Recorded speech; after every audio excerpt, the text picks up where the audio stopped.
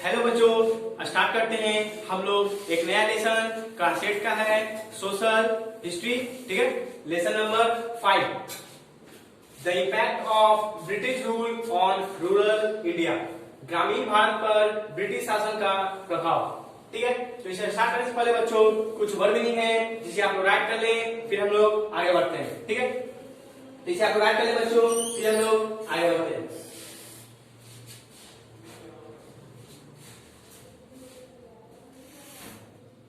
तो ठीक है बच्चों, आप तो राइट कर चुके होंगे, तो मैं इसे क्लिक कर रहा हूं और बढ़ते हैं आगे।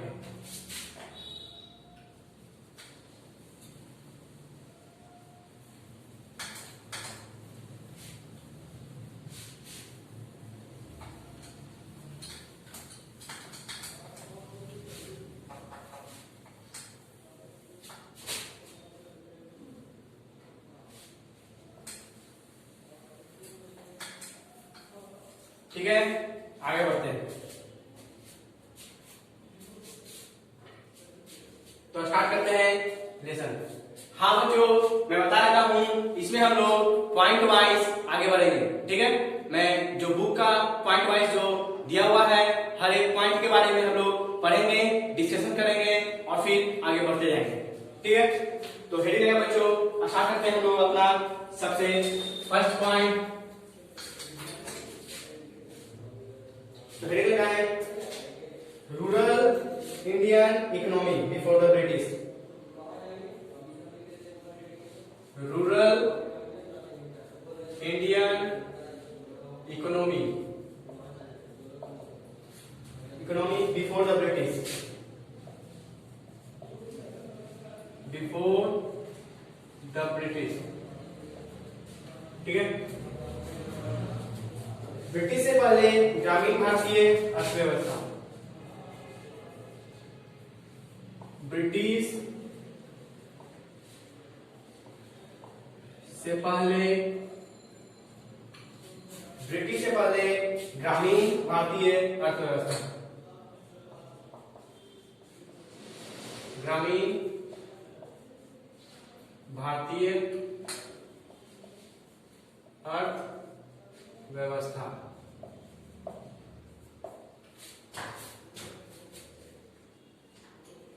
ब्रिटिश से पहले ग्रामीण भारतीय अर्थव्यवस्था। तो आइए बच्चे, हम लोग इस जो टॉपिक है बच्चों लगा है, पॉइंट नंबर 1 है, उस पर हम लोग कुछ बातें करते हैं। जब ब्रिटिश भारत आए तो गांव आत्मनिर्भर इकाइयां थी। मतलब बच्चों, जब ब्रिटिश लोग जो थे वो जब भारत आए तो उस वक्त बच्चों जो भारत के जो लोग जो थे वो आत्मनिर्भर थे। मतलब बच्चों, वो लोग अपना जो खेती होती थी वो खुद से किया करते थे, अपना भोजन अपने खुद से बना दिया करते थे, किसी दूसरे के पास नहीं जाया करते थे। ठीक है, दूसरे देश से कोई कुछ भी लाया नहीं करता था। ठीक है, अपने ही देश में जो है उसी से काम चला लिया करते थे। उसके बाद बच्चों, उन्हें बाहर से बहुत कम चीजों की जरूरत थी, कुछ को छोड़कर, जैसे नमक एवं कपड़े। मतलब बच्चों, उन्हें बाहर के सामान की कोई जरूरत नहीं थी, वो लोग अपने देश में ही सारे चीज का उपलब्धि उनके पास थी, सिवाय 2 चीज को छोड़ करके। ठीक है, 2 चीज को छोड़ करके। वो चीज कौन थी बच्चों? वो थी नमक और कपड़े। हाँ बच्चों, नमक के लिए इनको दूसरे जगह पे जाना पड़ता था, वहीं से इनके पास नमक आता था। ठीक है, भारत के पास। और बच्चों, कपड़े के लिए भी भारत के पास कुछ भी कपड़े नहीं थे। वो लोग जो कपड़े होते थे बच्चों, वो दूसरे देश से मंगाना पड़ता था, क्योंकि भारत में उस वक्त कपड़े बनाने की जो विधि थी, ठीक है, वो नहीं स्टार्ट हुई थी। किसान के खेतों को नहीं छीना गया था, उसके बदले में अपनी उपज का छोटा हिस्सा राजा को देते। मतलब जो किसान थे बच्चों, उनसे उनका जो खेती थी, जो जमीन थी, ठीक है, उस जमीन को नहीं छीना गया था। उसके बदले में राजाओं को, ये जो किसान थे, वो अपने अनाज का, जो अनाज वो लोग, जो किसान लोग उगाया करते थे, उस अनाज का छोटा सा हिस्सा क्या किया करते थे? सरकार को, मतलब जो सरकार थी उसको दे दिया करते थे। ठीक है, तो स्टार्ट करते हैं हम लोग अपना पॉइंट नंबर 2।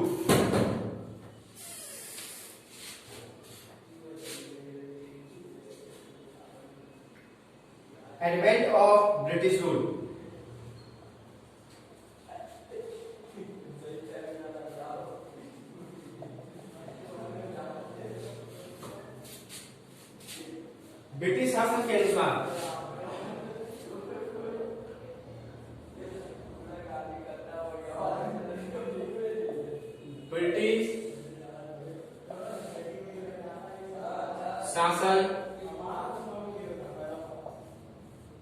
के अनुसार, ठीक है, ब्रिटिश शासन के अनुसार। तो इस पॉइंट पे बच्चों हम लोग चर्चाएं करेंगे, कुछ बातें करेंगे। क्या है कि ब्रिटिश शासन के अनुसार, एडवेंट ऑफ ब्रिटिश, ठीक है।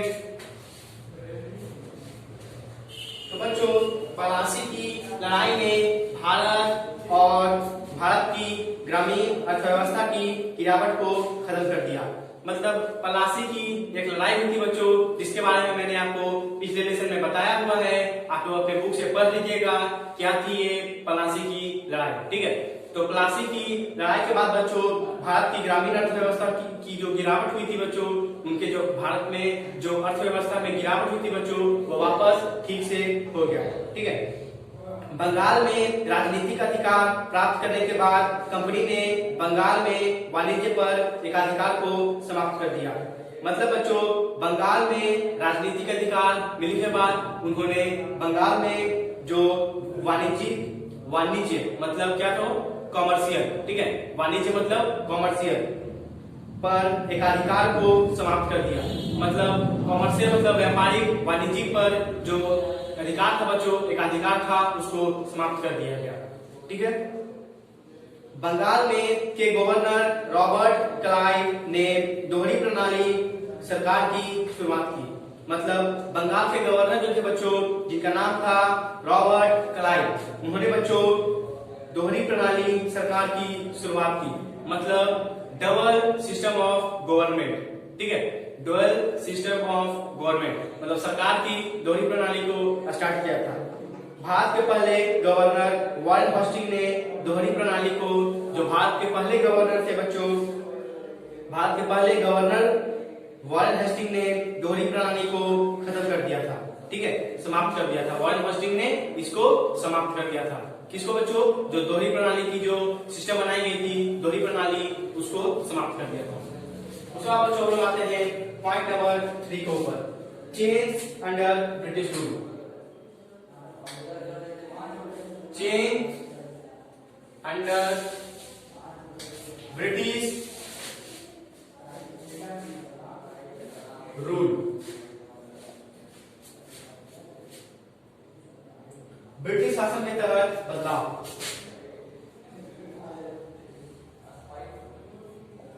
ब्रिटिश शासन के तहत बदलाव।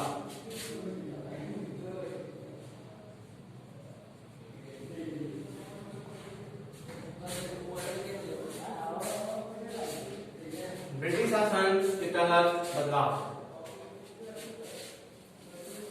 बच्चों इस पॉइंट पे हम लोग चर्चा करते हैं क्या है ये ब्रिटिश शासन के तहत बदलाव, चेंज अंडर ब्रिटिश रूल, ठीक है।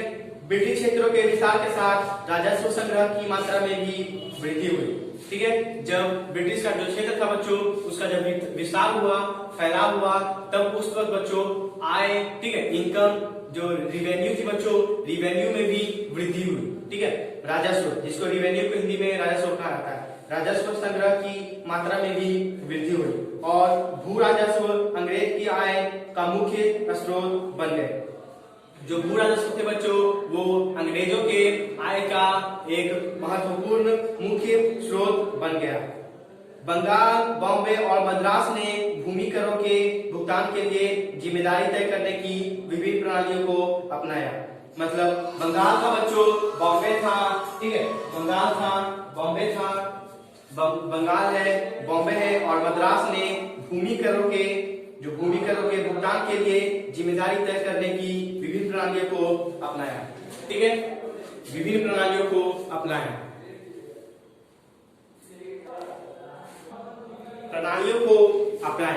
ठीक है। मतलब बच्चों बंगाल, बॉम्बे और मद्रास ने भूमि करों के भुगतान के लिए, जो भूमि के लिए जो कर हुए थे बच्चों, जो कर्जा हो गया था, ठीक है, उसका भुगतान करने के लिए उन्होंने क्या किया कि जिम्मेदारी तय करने की विभिन्न प्रणालियों को अपनाया। जिम्मेदारी तय करने के लिए अलग अलग सिस्टम थे बच्चों, उसको उन्होंने अपनाया, ठीक है। उसके बाद बच्चों मद्रास और बॉम्बे प्रेसिडेंसी में किसानों ने सीधे सरकार को वार्षिक करों का भुगतान किया। ठीक है, मद्रास और बॉम्बे प्रेसिडेंसी में किसानों ने क्या किया बच्चों कि सीधे सरकार को करों का भुगतान कर दिया। मतलब जो भी कर्ज थे बच्चों उस कर्ज को डायरेक्ट सरकार को दे दिया गया। ठीक है बच्चों, उसके बाद बच्चों हम लोग आते हैं अपने फोर्थ पॉइंट के ऊपर। ठीक है, point number 4, British agrarian policies. British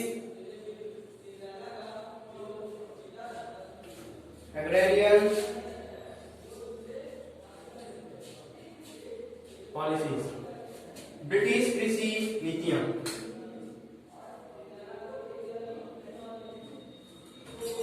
British कृषि नीतियां। ठीक है, ब्रिटिश कृषि नीतियां, कृषि नीतियां। ठीक है, ब्रिटिश एग्रेरियन पॉलिसी, ब्रिटिश कृषि नीतियां। तो आइए बच्चों हम लोग पॉइंट नंबर 4 पे बात करते हैं। ठीक है, ब्रिटिश नीतियां सिर्फ ज्यादा से ज्यादा आय चाहती थी।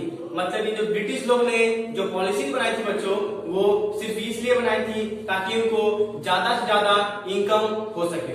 ठीक है, भूमि से बिना किसानों के हित के बारे में सोचे। मतलब बच्चों वो किसानों के हित के बारे में, मतलब किसानों के इंटरेस्ट के बारे में बिना सोचे काम करते थे और पॉलिसीज को बना दिया करते थे। अलग अलग नीतियां बना दिया करते थे बिना किसानों के बारे में सोचे हुए, क्योंकि उनको सिर्फ पैसे से मतलब था, वो सिर्फ इनकम चाहती थी। ठीक है, पॉइंट नंबर 5, फ्रॉम 1767 टू 1793। ठीक है, 1793, 1767 से लेकर के 1793 तक। ठीक है, इसमें हम लोग बात करते हैं ये जो डेट है उसके बीच में क्या हुआ। ठीक है, 1781 में राजस्व ठीक है, राजस्व थीम के प्रशासन के लिए एक नई योजना को अपनाया गया था। ठीक है, राजस्व थीम के प्रशासन के लिए एक नया योजना का ठीक है आयोजित किया गया था। कब बच्चों? 1781 में। 1790 मतलब 1790 में के शुरुआत में लॉर्ड कॉर्नवालिस ने क्या किया था? राजस्व भूमि की स्थापना की घोषणा की 10 साल के लिए। ठीक है, राजस्व भूमि की स्थापना की घोषणा की है बच्चों कितने साल के लिए? सिर्फ 10 साल के लिए। ठीक है, इसीलिए ये जो सिर्फ 10 साल के लिए किया गया था घोषणा, इसलिए इसको कहा जाता है 10 वर्षीय समझौता कहा जाता था। इस समझौते को बच्चों 10 वर्षीय समझौता भी कहा जाता था। ठीक है, 1793 में 1793 में इस समझौते को अस्थायी घोषित किया गया। मतलब ये जो समझौता था बच्चों उसको अस्थायी घोषित कर दिया गया, ये परमानेंट हो चुका था। ठीक है, कब बच्चों? 1793 में। 1793 में। ठीक है, अब हम आते हैं पॉइंट नंबर 6 के ऊपर, रयतवाड़ी सेटलमेंट, रयतवाड़ी व्यवस्था।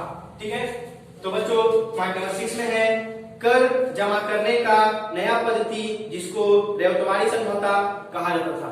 मतलब कर्ज को जमा करने के लिए एक नया सिस्टम बनाया गया था। इस सिस्टम को बच्चों रयतवाड़ी सेटलमेंट, ठीक है, रयतवाड़ी समझौता नहीं बच्चों व्यवस्था कहा जाता था। ठीक है, मद्रास और बॉम्बे में आया। ये जो व्यवस्था थी बच्चों, ये जो समझौता हुआ था बच्चों, वो मद्रास और बॉम्बे में आया था। ठीक है, इस पद्धति को 30 साल के लिए तय किया गया था। मतलब 30 इयर्स के लिए, 30 साल के लिए इस पद्धति को तय किया गया था, इस व्यवस्था को तय किया गया था। ये रैयतों की हितों की रक्षा करने में भी विफल रहा। हालांकि कृषक की स्थिति बहुत बेहतर थी। ठीक है, जो रैयत लोग थे बच्चों, रयतवाड़ी जो होते हैं वो रैयतों के रहने वाले लोगों के लिए होते हैं रयतवाड़ी। तो जो रैयत लोग, रयोत लोग जो थे बच्चों, उनके लिए ये विफल साबित हुआ। मतलब उनके लिए ये काम लायक नहीं था। जबकि बच्चों हालांकि ये जो सेटलमेंट था उससे जो किसान लोग थे, किसान लोग थे, उनको बहुत ही राहत मिली थी। ठीक है, ये किसानों लोग के लिए ये बहुत ही बेहतर साबित हुई थी बच्चों। यानी अस्थायी निपटान प्रणाली कठोर राजस्व संग्रह ने कृषकों को धन उधारदाताओं के चक्कर में पड़ने के लिए मजबूर कर दिया। ठीक है, कठोर राजस्व संग्रह ने कृषकों को धन उधारदाताओं के चक्कर में पड़ने के लिए मजबूर कर दिया। मतलब जो कठोर राजस्व लोग जो थे बच्चों, जो राजस्व रिवेन्यू लोग जो थे बच्चों, उन्होंने क्या किया, किसान लोगों को कर्जदारों के लिए, ठीक है, उधारदाताओं के बीच में, ठीक है, के चक्कर में पड़ने के लिए मजबूर कर दिया था। ठीक है, हालांकि यह प्रणाली पिछले प्रणाली की तुलना में एक उल्लेखनीय सुधार थी, लेकिन बच्चों ये जो प्रणाली बनी थी, जो व्यवस्था हुई थी, वो पिछले प्रणालियों के हिसाब से अच्छी साबित हुई थी। ठीक है, अब आते हैं हम लोग पॉइंट नंबर 7 के ऊपर। Point number 7, Mahalwari settlement. ठीक है, महलवारी सेटलमेंट के ऊपर बच्चों हम लोग कुछ बातें करते हैं।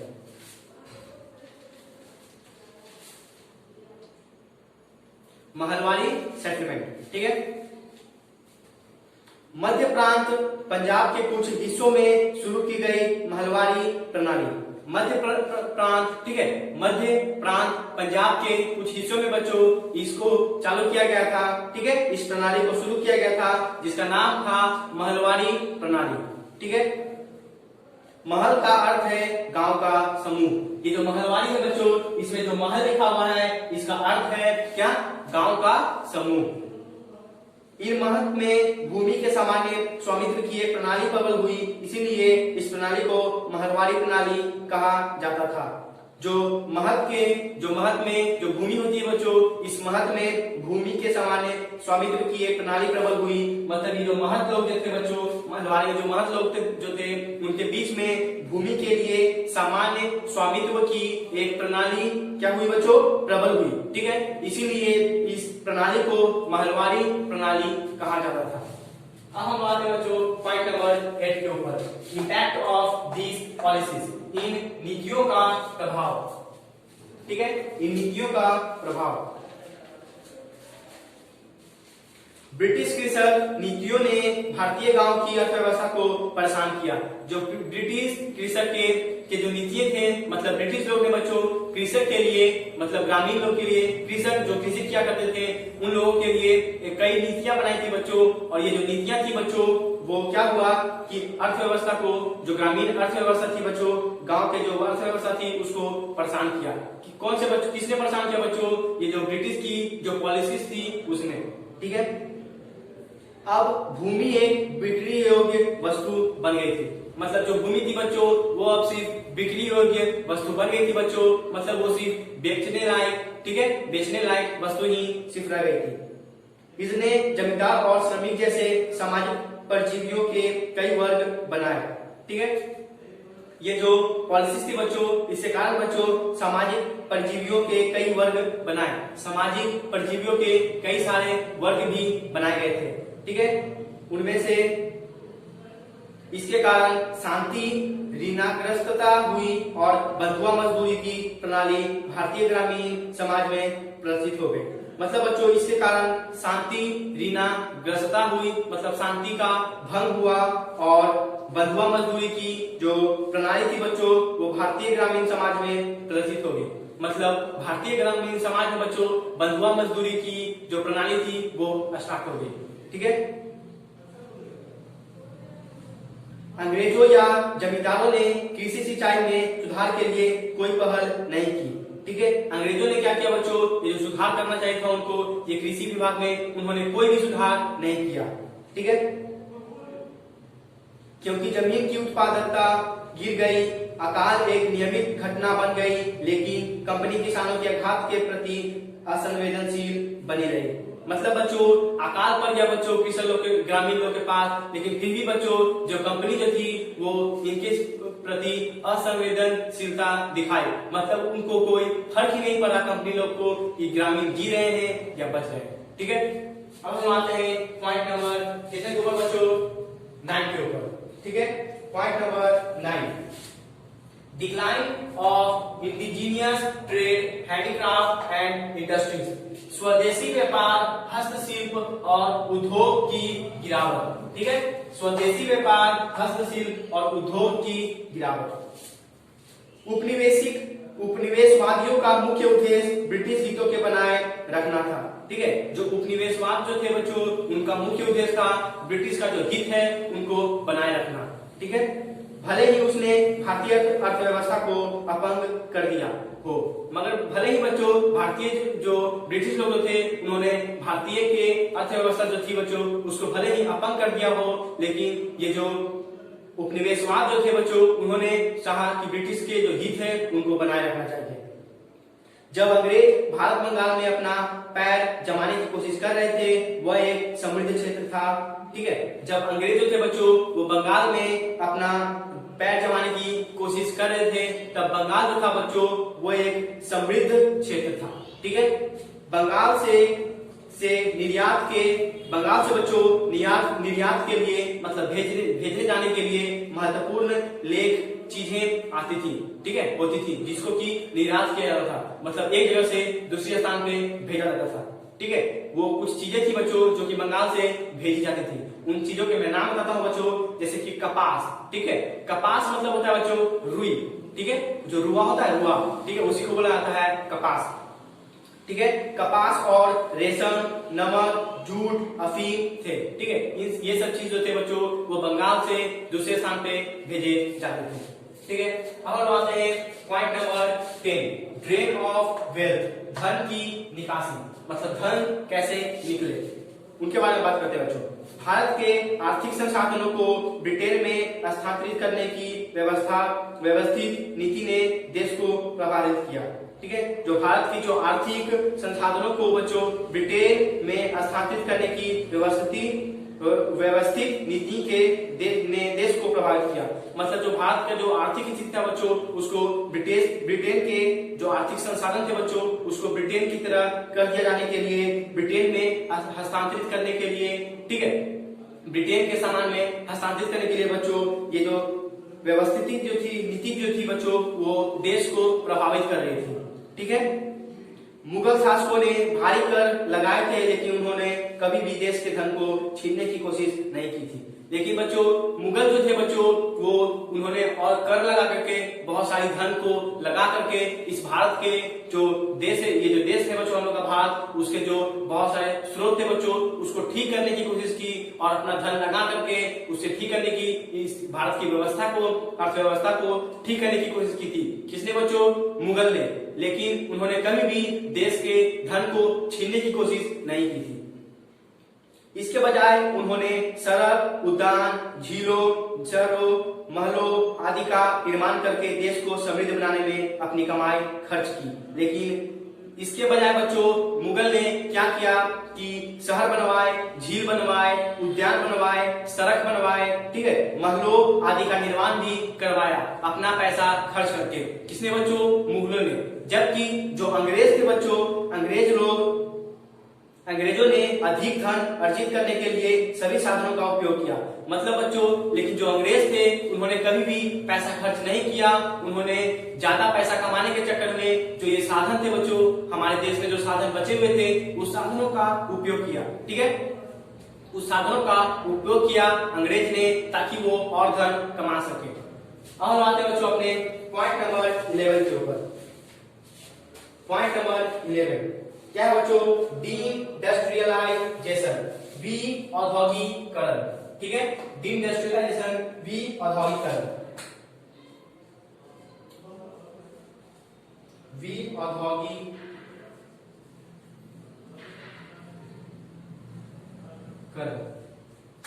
ठीक है, औद्योगिकरण। भाई बच्चों इसमें हम लोग बातें करते हैं। ब्रिटिश उद्योग ने पारंपरिक हस्तशिल्प उद्योग का जबरदस्त नुकसान पहुंचाया। मतलब जो ब्रिटिश उद्योग थे बच्चों, जो फैक्ट्रीज थे, उन्होंने क्या किया? पारंपरिक हस्तशिल्प उद्योग को जबरदस्त नुकसान पहुंचाया। ठीक है, भारतीय वस्तुओं पर भारी सीमा शुल्क लगाए गए। मतलब जो भारत के जो सामान थे बच्चों, भारतीय वस्तु जो थी बच्चों, उस पे भारी कर लगाए गए थे, सीमा शुल्क लगाए गए थे। ठीक है, भारतीय वस्तुओं पर भारी सीमा शुल्क लगाया गया। 18वीं शताब्दी की शुरुआत में भारत वस्त्रों का एक प्रमुख निर्यातक था। मतलब 18वीं शताब्दी के शुरुआत में बच्चों भारत जो था वो वस्त्रों का एक सर्वश्रेष्ठ, ठीक है, वस्त्रों का एक प्रमुख निर्यातक था। मतलब ये बहुत सारा वस्त्र जो था वो बनाना शुरू कर दिए थे और दूसरे जगह पे भेजना भी स्टार्ट कर दिया था भारत। कब बच्चों? 18वीं सदी की शुरुआत में। लेकिन 19वीं शताब्दी के मध्य में इसने अपने निर्यात बाजार और अपने घरेलू बाजार को खो दिया। लेकिन 19वीं शताब्दी के मध्य में बच्चों, लेकिन 19वीं शताब्दी के बीच में बच्चों ये भारत ने क्या किया कि इन जो चीजें थी बच्चों कपड़े बनाने की, यहाँ से वहां निर्यात करने की, जो सब ये सब साधन थी बच्चों, उन सभी साधनों को खो दिया। ठीक है, कब बच्चों? 19वीं शताब्दी के मध्य में। अब हम आते हैं बच्चों पॉइंट नंबर 12 के ऊपर। ठीक है, तो मैं इसे क्लियर करता हूं बच्चों और फिर हम लोग पॉइंट नंबर 12 के ऊपर बात करते हैं।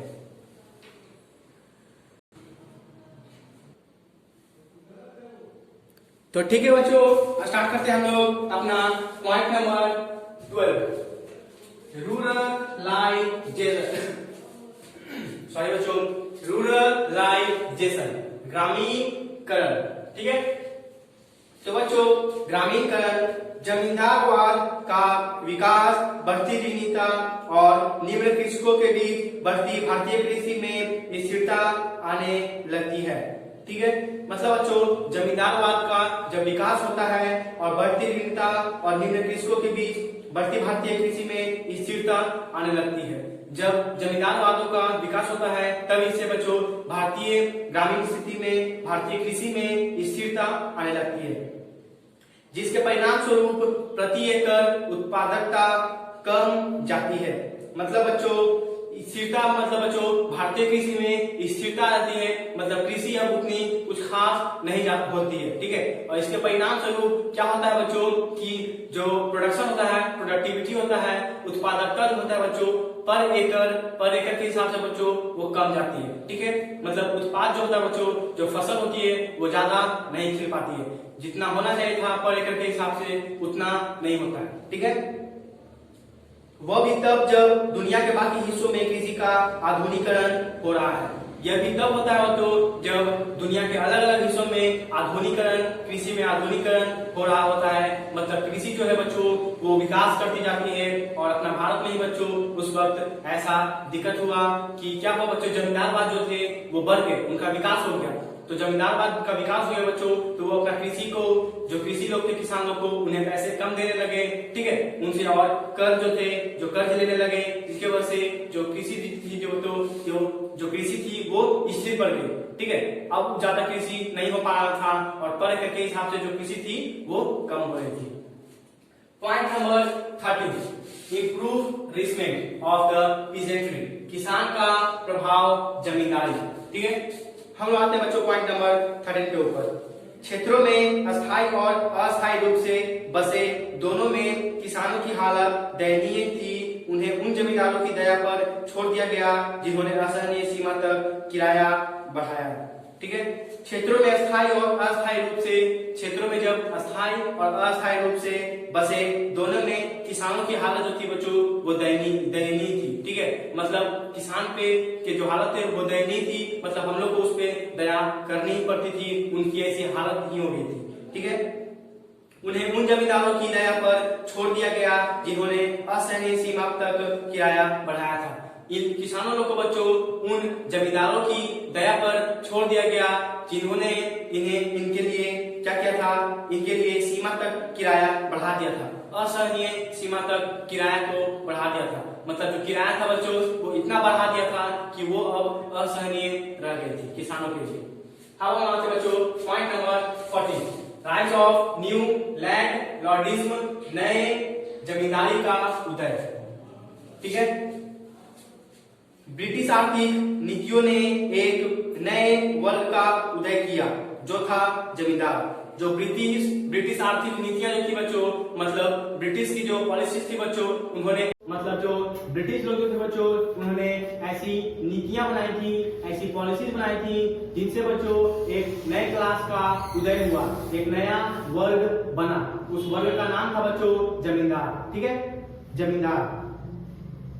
उच्च राजस्व मांगों ने पारंपरिक जमींदारों को अपने जमीन बेचने के लिए मजबूर किया।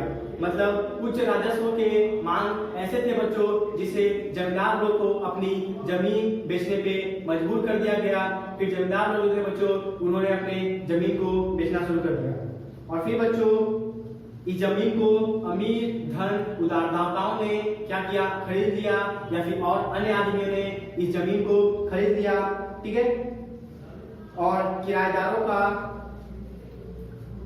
शोषण करने वाले लोगों की संख्या में वृद्धि हो गई, क्योंकि बच्चों जमीन जो थी वो बिकती चली जा रही थी, और जो किराएदार जो थे बच्चों जो शोषण किया करते थे किराएदारों का, उनकी जो संख्या थी बच्चों वो धीरे धीरे बढ़ती जा रही थी, क्योंकि वो जमीन ज्यादा खरीदते जा रहे थे।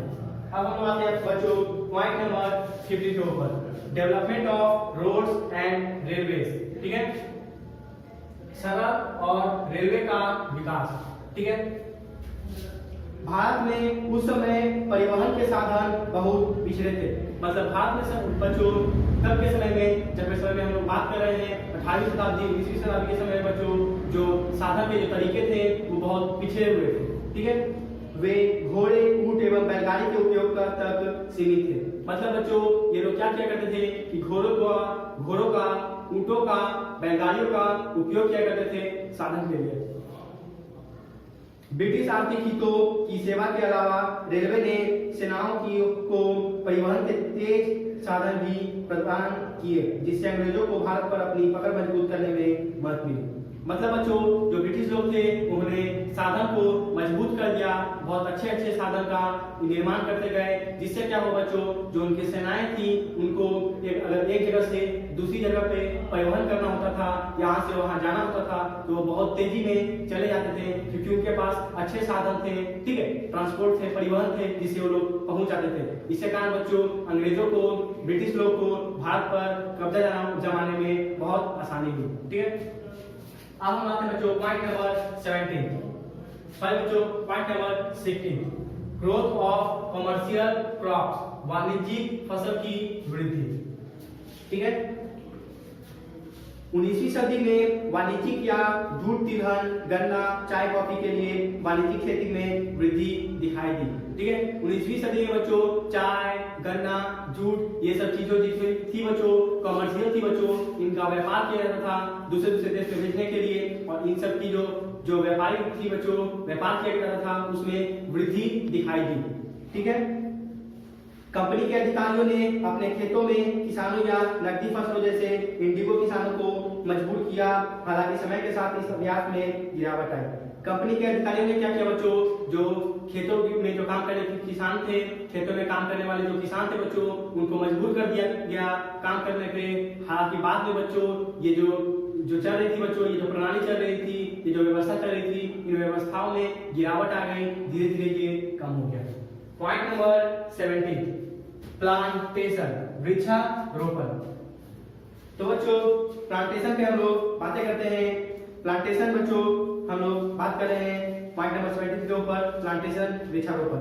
वृक्षारोपण फसलों को अन्य यूरोपीय देशों में भी निर्यात किया गया था।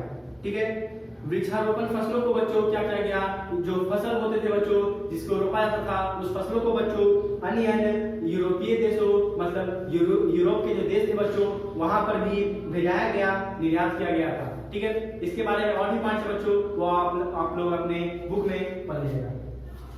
Point number 18, Indigo plantation, Indigo का वृक्षारोपण। इंडिगो बच्चों नीम की खेती होती थी। ठीक है, इंडिगो प्लांटेशन नीम की खेती जो कि पहले बच्चों बहुत ही मानी जाती थी, बहुत ही अच्छा खेती माना जाता था बच्चों, क्योंकि इससे बहुत लाभ हुआ करता था। ठीक है बच्चों, इंडिगो खेती जो थी बच्चों वो बहुत ही लाभदायक खेती थी बच्चों, क्योंकि इसका कमर्शियल जो कमर्शियल हम लोग इसका उपयोग करते थे, कमर्शियली इसको उगाते थे ताकि इसका व्यापार हो सके, दूसरे देश में जा सके, क्योंकि सबसे पहले भारत में ही नीम की खेती शुरू हुई थी। ठीक है बच्चों, प्राचीन काल में भी डाई के रूप में उपयोग के लिए इंडिगो का उत्पादन बंगाल में किया गया था। बंगाल में बच्चों इंडिगो का उत्पादन किया गया था, किस लिए, डाई के रूप में, रंग के रूप में। ठीक है, रंग के लिए यूज करने के लिए इसका उपयोग किया गया था, उत्पादन किया गया था। ठीक है। ब्रिटिश व्यापारियों द्वारा इंडिगो खेती 18वीं शताब्दी में भारत में शुरू हुई थी। भारत में बच्चों 18वीं शताब्दी में ब्रिटिश कर्मचारियों के द्वारा, ब्रिटिश व्यापारियों के द्वारा इंडिगो की खेती शुरू हुई थी 18वीं शताब्दी में, ठीक है।